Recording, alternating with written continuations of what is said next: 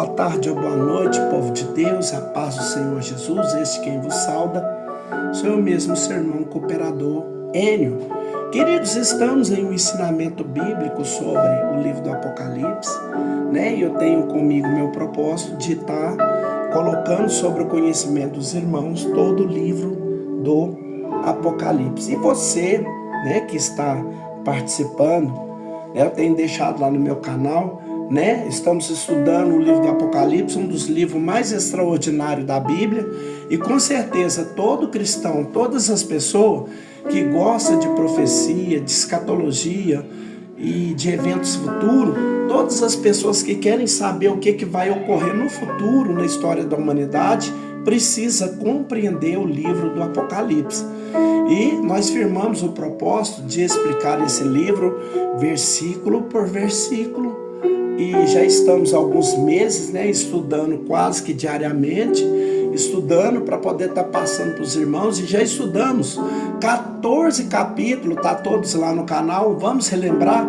Eu vou pedir para você dar atenção nisso aí que nós já vencemos, né, passamos, uma visão panorâmica desse livro, para que você possa ver o que nós já estudamos e que vamos estudar.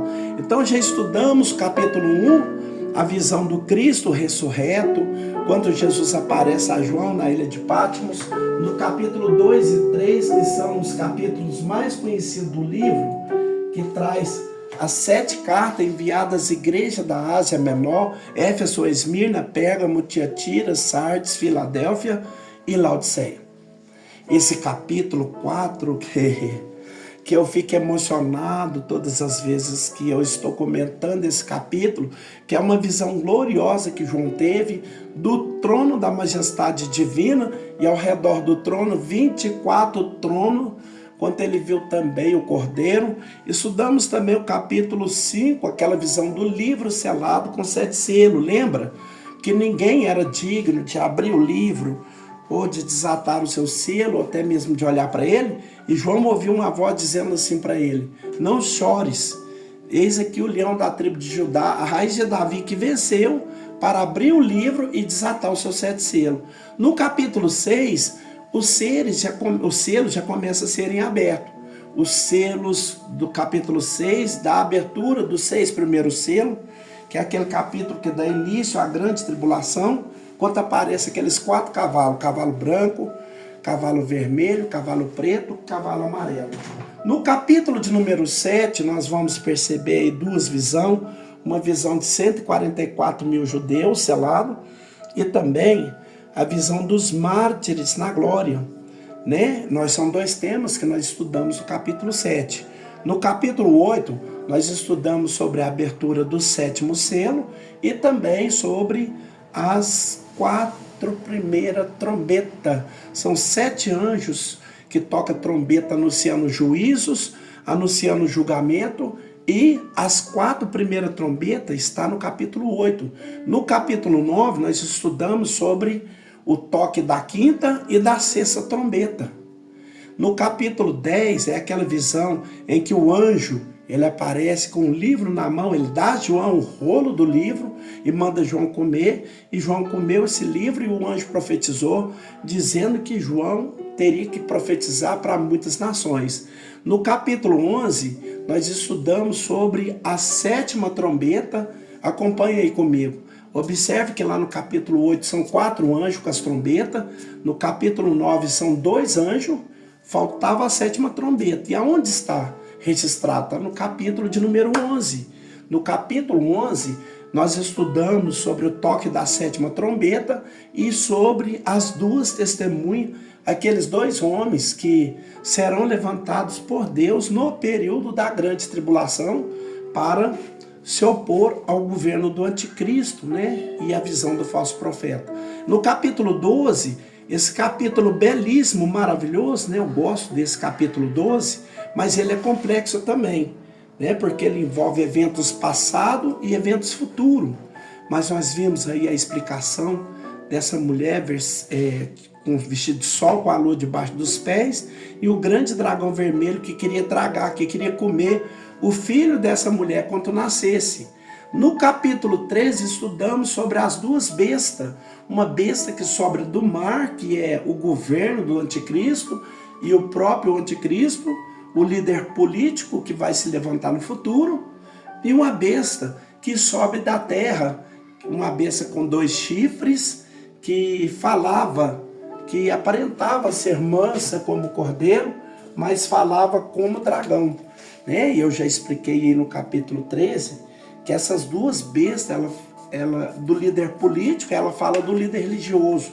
São 2 homens que vai dominar o mundo no futuro, no momento da grande tribulação. E estudamos o capítulo 14, O capítulo 14, na realidade, nós vemos 3 temas nesse capítulo. Se você tem na sua mão a Bíblia, você pode conferir esses 3 temas, que está inserido no 14. O primeiro é o Cordeiro e seus remidos, que são os 5 primeiros versículos do capítulo 14. Eu até falei um pouquinho sobre isso no último ensino, de segunda passada. O Cordeiro e os seus remidos no Monte Sião, que são na realidade os 144 mil que foi selado e que estão no capítulo de número 7. Estudamos o outro tema do capítulo 14, que são 3 anjos que proclamam os juízos de Deus. Esta palavra, que vai ser inserida é uma das mais belas, Parabéns para os irmãos que estão dando atenção. Estudamos no programa, na palavra, no último do 14, que foi a ceifa e a vindima, que foi segunda-feira passada, Esse capítulo complexo, difícil, porque ele não está na ordem cronológica dos eventos desse capítulo 14, capítulo 15. Elas estão, na realidade, entre a vinda de Jesus em glória e o reino milenial. E nós já explicamos que ceifa fala de colheita e vindima fala de colheita de uva. São 2 eventos que ocorrerão na ocasião da vinda de Jesus em glória. A colheita são os judeus e as nações que foram poupadas, no julgamento das nações, que adentrarão no reino milenial. E a vindima, que é a colheita das uvas, para se colocar no lagar, para ser pisada, para fazer o vinho, na realidade fala do juízo, fala do julgamento, fala do período em que Cristo há de julgar as nações que vieram contra Israel na batalha do Armagedon. Então, eu já expliquei o 14, esses capítulos iniciais do livro do Apocalipse, e eu espero que você esteja gostando até aqui. Os ensinos que eu já apliquei, e temos muito ainda para estudar. Hoje eu estou colocando aqui no WhatsApp porque eu não fiz o culto online, então eu estou colocando aqui no status, mas não é sempre que eu vou colocar no status, eu sempre vou colocar lá no canal, porque eu faço edição, e coloco ele lá no canal. É claro que eu digo sempre que esse livro é complexo, porque às vezes para o mesmo texto tem 2 ou 3 interpretações. E qual que é a metodologia que nós estamos usando, Nós estamos explicando quais são as interpretações dos teólogos, dos comentaristas, dos estudiosos que estudam o livro do Apocalipse. E claro, nós damos aquela interpretação a qual nós entendemos, que nós acreditamos, que ela é coerente, Que está dentro dos princípios exegéticos, que são os princípios das interpretações. Hoje eu vou dar início no estudo do capítulo de número 15, Esse estudo de número 15, que são os 7 anjos com as 7 últimas pragas. Então, antes de eu explicar esses textos bíblicos, versículos, eu gostaria de lembrar aquilo que você já sabe. No livro do Apocalipse, nós vamos encontrar 3 séries de juízo, 3 séries de julgamento. Nós já estudamos 2. Já estudamos sobre os 7 selos, que está no capítulo de número 6, e já estudamos também sobre as 7 trombetas, que tem início no capítulo de número 8 e capítulo de número 9. Já estudamos as 2 séries de juízo. Agora são 7 anjos que têm nas suas mãos as 7 taças da ira de Deus, que serão derramadas sobre a terra no período sombrio da grande tribulação. E antes de nós começar a comentar esse assunto, que na realidade o derramamento desses 7 cálices, nós só vamos estudar no capítulo de número 16. Se você estiver com a sua Bíblia, você vai perceber isso, que o capítulo de número 16, ele traz, na realidade, o registro das 7 taças que serão derramadas durante a grande tribulação. O capítulo 15, os 8 primeiros versículos, são versículo introdutório.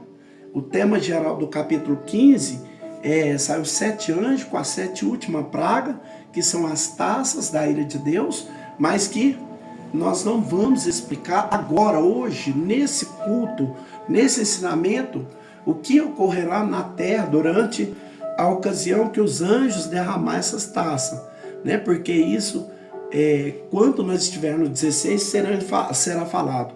Mas eu vou responder aqui uma das perguntas mais comuns que me foi feita aí essa semana, né, no meu WhatsApp. Você sabe que existe muita interpretação acerca do livro. Então, as 3 primeiras principais são aquela interpretação preterista, que diz que tudo já se cumpriu do passado, né, durante o Império Romano, que todas essas visões, que todas essas revelações do Apocalipse já se cumpriu no passado. Nada é futuro, nada é escatológico. A outra interpretação é a interpretação historicista. Essa interpretação diz que está se cumprindo no decorrer da história, mas que a grande maioria vai ocorrer, mas não necessariamente durante o Império Romano. Durante o governo do Império Romano, foi a história, mas a nossa interpretação, que nós entendemos, aquilo que nós achamos mais coerente, é que essa interpretação do Apocalipse ela é futurista. A grande maioria dos eventos ainda terão seu cumprimento no futuro próximo. E a pergunta que muitas pessoas têm feito é essa: querido, como que nós vamos saber qual dessas interpretações está correta? É simples. Basta nós lermos a profecia e observarmos a história para saber se essa profecia já se cumpriu em algum período passado. Aí você vai chegar à conclusão, né? Chega lendo e chega estudando o livro, capítulo 8, por exemplo, do livro do Apocalipse, sobre o toque das trombetas, capítulo 8, capítulo 9, você vai perceber isso, que não há nenhum evento na história da humanidade que nós possamos dizer que é o cumprimento dos capítulos 8 e 9. Semelhantemente, o capítulo de número 16, que trata de estas 7 taças ou essas 7 últimas pragas que serão derramadas sobre a terra. Pode ler o capítulo 16 e eu vou ficar muito tranquilo que nós vamos chegar nessa conclusão, que são eventos futuros, que são eventos escatológicos, que são eventos proféticos, que ainda vai ocorrer. Agora, outra pergunta que surge é o seguinte: por que é que o verbo está no passado? O anjo tocou, o primeiro anjo tocou a trombeta, o primeiro anjo derramou, como se fosse passado. É simples, é porque João está escrevendo as suas visões, as revelações que ele recebeu. Então, vamos ilustrar aqui. João viu o anjo tocando a trombeta. Eu declaro que ele não, é claro que ele não vai falar o anjo vai tocar. Primeiro o anjo tocou a trombeta, né? João viu 7 anjos com as 7 taças, ele diz, eu vi 7 anjos com 7 taças. Aí depois ele diz assim, o primeiro anjo derramou sua taça. Então ele está escrevendo aquilo que ele viu, mas claro que isso é profético, isso é futuro. Isso é escatológico. Então, durante o período da grande tribulação, nesse período curto de 7 anos apenas, mas que há muito conteúdo bíblico para nós estudarmos, que vai do capítulo 6 até o capítulo 18 do livro do Apocalipse, há muitos juízos, muitos castigos, abertura dos 7 selos, o toque das 7 trombetas, o derramamento de 7 cálices ainda, porque é o período que a ira de Deus estará sendo derramada sobre a terra. Agora sim, nós vamos para o capítulo de número 15, a partir do versículo 1. Olha o que diz a palavra de Deus. Diz assim: e vi outro grande e admirável sinal no céu. Então nós vimos aí que uma visão maravilhosa, uma visão que João teve. Então houve ocasião que João estava no céu e houve ocasião que João estava na terra. Quando eu digo que João estava no céu, eu estou dizendo que é em espírito. É o arrebatamento de espírito, alma e espírito sai do corpo, né? Porque o corpo dele sempre esteve lá na ilha de Patmos. Então, como eu já disse aqui, foram várias as visões. Não pense que foi uma ocasião única que ele foi arrebatado em espírito e aconteceu tudo instantaneamente. Não. Até porque se fosse assim, ele esquecia de muita coisa, né? Então, com certeza, houve intervalos de tempo que nós não podemos prever o certo, quanto tempo durou essas visões, essas revelações do Apocalipse. Eu não sei.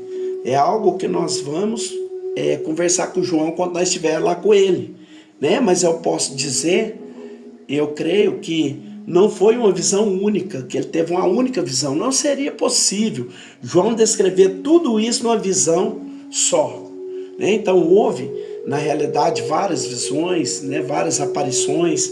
Aí ele chama agora essa visão desses 7 anjos como um grande e admirável, né? Um grande e admirável sinal no céu. Em outras palavras, ele está dizendo mais uma visão, mais uma aparição maravilhosa, algo extraordinário, né? Quantas vezes João viu os seres angelicais nessas visões, nessas revelações do Apocalipse? Aí que visão é essa, João? Que grande e admirável sinal é esse? Aí ele diz, 7 anjos que tinha as 7 últimas pragas, porque nelas é consumada a ira de Deus.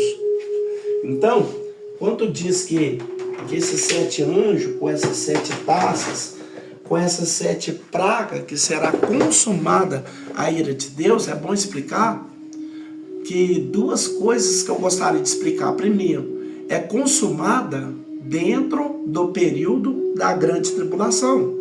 A ira de Deus é consumada dentro daquele período. É claro que a consumação da ira de Deus dar-se-á após o juízo final. Quanto às almas dos pecadores, dos incrédulos, juntamente com Satanás, os seus anjos, o anticristo, falso profeta, for lançado no lago de fogo, aí sim será consumado definitivamente, né? Que é o último estágio, é o último período. Cristo irá julgar as almas dos incrédulos, dos pecadores, dos anjos caídos e vai lançá-los lá no lago de fogo, aonde nessa ocasião já vai estar Satanás, o anticristo e o falso profeta. Mas nesse período de tempo, denominado de grande tribulação, é através desses 7 anjos que irão derramar 7 taças, que será consumada a ira de Deus. Outra coisa que eu gostaria de explicar, né, eu faço questão de explicar isso aqui. Deus, ele não quer que nós vejamos a ele como aquele carrasco, aquele ser cruel, que sente prazer em punir, que sente prazer em castigar. Não, claro que não. A Bíblia está repleta de texto que nos mostra a misericórdia de Deus, a sua paciência, a sua longanimidade, o seu amor para com os homens, para com a humanidade. Agora, não resta dúvida, meus irmãos, de que quando o homem rejeita a graça de Deus, quando o homem rejeita o amor de Deus, inevitavelmente ele vai experimentar sua ira. E esta ira de Deus, quando a Bíblia fala da ira de Deus ou da ira do Cordeiro, eu preciso entender isso. Não é igual à ira humana. Sabe por quê? Porque a ira humana, meus irmãos, ela é um fruto, ela é um resultado da natureza caída, pecaminosa que nós temos. Veja que coisa tremenda. Na carta de Paulo aos Gálatas, capítulo de número 5, a partir do verso de número 19, é bom explicarmos isso porque as pessoas ficam perguntando, mas como é que pode esse Deus tão bom, tão amoroso, tão misericordioso, e esse pregador só fica falando da ira de Deus? Permita eu te explicar agora.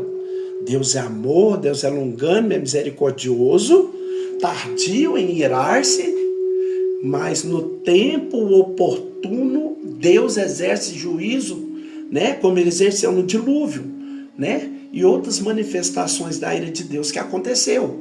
Agora, o que é que eu quero explicar aqui? Que quando nós falamos, quando a Bíblia fala da ira de Deus, eu preciso entender isso. Eu não posso comparar a ira de Deus com a ira humana, com a ira do homem.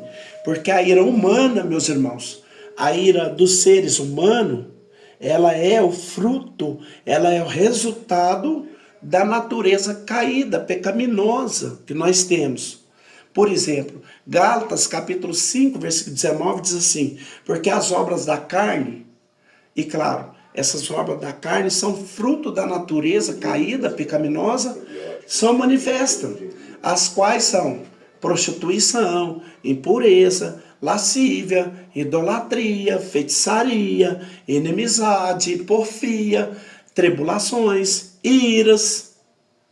Veja que o texto, Paulo está falando da natureza caída, da natureza pecaminosa. Então, a ira do ser humano, ela é o fruto, ela é resultado da natureza caída. A ira de Deus não. Se alguém perguntar, pregador, existe ira santa? Eu falo sim, a ira de Deus. Que não é o resultado de uma natureza caída, pecaminosa, porque Deus não tem natureza caída, pecaminosa. Então a ira de Deus é santa, porque faz parte do seu caráter, da sua natureza. Deus é um ser moral, Deus é um ser justo, e esse ser justo também ira-se contra o pecado. Por isso que quando o homem transgride a lei de Deus, inevitavelmente vai arcar com as consequências. Eu quero só relembrar o que houve no capítulo 3 do livro de Gênesis. Aquele lugar maravilhoso, né? O Éden. O homem gozando de saúde, de paz, de alegria. Que lugar maravilhoso, meus irmãos, que era o Éden. A primeira família ali vivendo junta, unida, sem doença, sem estresse, sem depressão, sem ansiedade, sem pressão alta. Nada, absolutamente nada que trouxesse preocupação, medo ou ansiedade, nada. Nada. O homem vivia em paz com Deus, em paz com o próximo, Adão e Eva, né? Talvez até com os filhos, né? E com a natureza. Adão não tinha medo do leão, não tinha medo do leopardo, de nada. Havia uma paz, uma harmonia, mas observe, quando a mulher comeu do fruto, não deu nada. E o pecado passou a fazer parte da história da humanidade, é algo inevitável. Aí no capítulo 3, a partir do versículo de número 9, nós vamos ler sobre isso. A terra tornou-se maldita, passou produzir espinhos e faca. A mulher passou a ter espinho com dores. A serpente passou a rastejar e comer pó. O homem que já trabalhava, mas não era o trabalho tão árduo, passou agora a viver do suor do rosto, porque tocou naquilo que não podia, né? Transgrediu a lei de Deus. A morte entrou no mundo como uma consequência do pecado. No capítulo 6, quando a palavra de Deus deixa bem claro, nos versículos 5 e 6, que daquela geração antediluviana, os contemporâneos de Noé, diz que toda a imaginação do homem era só má continuamente. A terra encheu-se de violência. E o que Deus fez? Executou o seu juiz, mandando aquele dilúvio. Em Gênesis capítulo 13, versículo 13, diz que os homens de Sodoma e Gomorra eram grandes pecadores.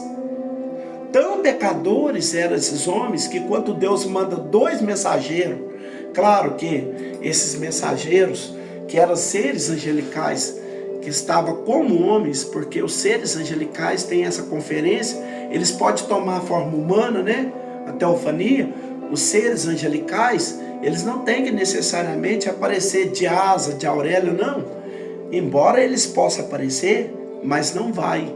Mas aqueles homens que foram Sodoma e Gomorra, tudo nos leva a crer que eles estavam trajando de vestes normais, como qualquer morador da época, né? E o que aconteceu ao chegar naquela cidade? Os homens daquela cidade falaram: traz para fora esses hóspedes que chegaram aí, para que nós conheçamos. E o conhecer ali no original é conhecer sexualmente, é participar de orgia, né? Práticas sexuais ilícitas, proibidas, né? Terminantemente na palavra de Deus. Então, Deus exerceu o seu juízo. Deus julgou, Deus mandou fogo e enxofre para punir, para castigar aquela descendência, né? Há muitas outras expressões da ira de Deus. O próprio cativeiro babilônico, né? As 10 tribos que foram levadas pela Síria foi esparramada, né? Isso é o resultado da ira de Deus, do castigo, da punição de Deus. As 2 tribos que foram para a Babilônia, que estiveram distante de Deus, né? Aquilo foi o resultado da ira de Deus. Não é que a ira de um carrasco, de um homem cruel, não. É aquela ira que é de um Deus longânimo, um Deus amoroso, mas que é justa. E a justiça de Deus, meus irmãos, ela exige isso, que o justo seja recompensado e os pecadores sejam punidos. Então há vários textos, várias situações na Bíblia que nos mostram isso. Então vamos parar para pensar na sociedade que nós vivemos, na maldade, na crueldade desta sociedade que nós vivemos. Você imagina, por exemplo, um período de pandemia, né, que nós passou, onde pessoas morreram no mundo inteiro e alguém está lucrando com isso. Alguém está desviando verbas para fazer hospitais e campanhas, por exemplo. Alguém está sendo beneficiado com isso, comprando respiradores, os aparelhos hospitalares, sem licitação, sem comprovação de que aquele aparelho, aquele objeto, ele tem controle de qualidade, notas frias. Você já parou para pensar nisso? O grande número de assalto, de sequestro, de estupros, de tanta violência no mundo afora, tantas coisas que têm ocorrido no mundo afora. A pergunta é: e Deus, e esse Deus justo? Ele vai ficar lá sentado no trono somente olhando tudo isso? Será que ele não vai punir essa geração como puniu a geração antediluviana? Será que ele não vai punir essa geração como ele puniu o povo de Israel? Eu posso dizer, sem medo de errar, que se Deus não punir, Ele estará cometendo uma injustiça. Então, nós vivemos num mundo cheio de ódio, cheio de pecado, cheio de moralidade, né? Em que as pessoas estão vivendo como se Deus não existisse. Durante a pandemia, mais especificamente no período da lockdown, ainda houve, né? Fechou os bar, fechou as baladas, as pessoas ficou dentro de casa, mas houve um quebrantamento, houve as conversão, né? Glória a Deus por isso, mas só precisou abrir as portas só um pouquinho. Pode observar. Olha só como que tá os bares hoje, as baladas. As pessoas, se não voltaram já novamente, a grande maioria, sua vida de promiscuidade, é só você observar. O que é que está ocorrendo na sociedade de agora? Será que Deus não está vendo esses negócios que estão acontecendo? Será que não haverá um momento em que Deus irá exercer juízo sobre essa geração? Com certeza que vai. E detalhes, eu estou falando dessa geração. E virá coisas piores ainda. Porque quando nós lemos o registro acerca do período sombrio da grande tribulação, quando a tríade satânica estiver dominando o mundo, Satanás, que nós vemos no capítulo 12, será expulso do céu, do segundo céu. Não é do primeiro céu, o primeiro céu foi expulso, do segundo céu. Através do anticristo, do falso profeta, vão aqui induzir os homens a uma obrigatoriedade de um recurso tecnológico de uma religião. E aqueles que não aceitarem aquele recurso tecnológico, seja um chip, um QR Code, seja lá o que for, uma moeda eletrônica, a pessoa que não quiser participar daquela religião simplesmente será morta. Aí nós lemos no capítulo 6, no versículo 9 do livro do Apocalipse, que João viu as almas dos que foram mortos por amor da palavra de Deus e pelo amor do testemunho que deram. No capítulo de número 7, no versículo 9 a 14, João viu uma grande multidão que ninguém podia contar, de toda raça, tribo, língua e nação. E um dos anciãos perguntou assim: quem são esses? De onde vêm? Ele todos sabe. Ele falou assim: esses são os que vieram da grande tribulação, que lavaram suas vestes e branquearam no sangue do Cordeiro. Então, além dos pecados atuais que essa sociedade está cometendo, pecados maiores serão cometidos no futuro. A promiscuidade, a tendência natural é aumentar cada vez mais. E o que vai acontecer? As pessoas, judeus e gentios que estiver na terra, que não aceitar a marca da besta, que não aceitar a religião do falso profeta, que não participar dos seus cultos, o que vai acontecer? Eles vão ser mortos. Capítulo de número 13 do livro do Apocalipse, versículo 15. E foi concedido que desse espírito a imagem da besta, para que a imagem da besta falasse e fizesse que fosse morto todos que não adorassem a imagem da besta.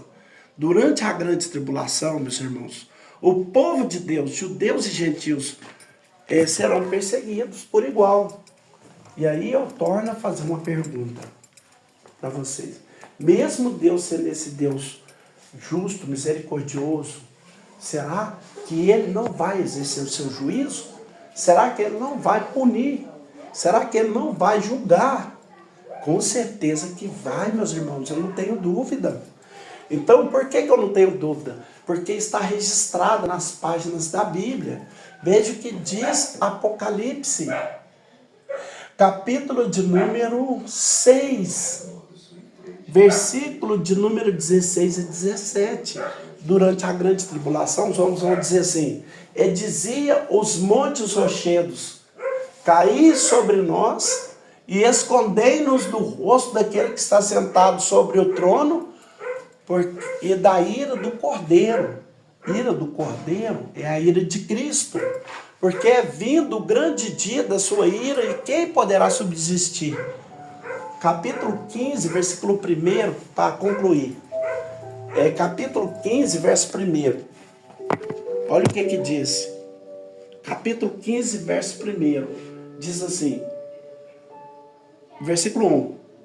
E vi outro grande, admirável sinal no céu. Que sinal foi esse, meus irmãos? Que visão foi essa? Aí ele disse, 7 anjos que tinham 7 últimas pragas, porque nelas é consumada a ira de Deus. Então essa ira de Deus aí não é a ira de um ser cruel, de um Deus maldoso. Não. É a ira de um Deus justo, de um Deus certo.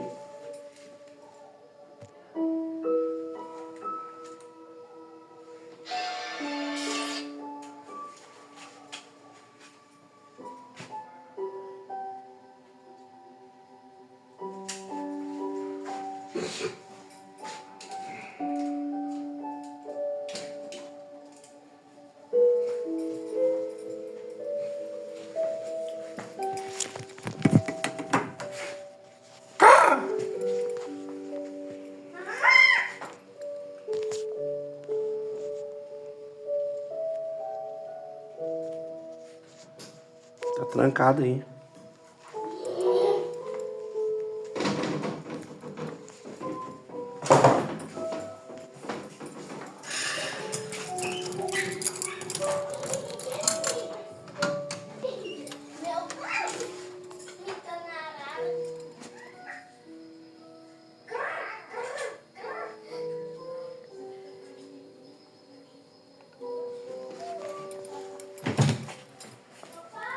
Oi.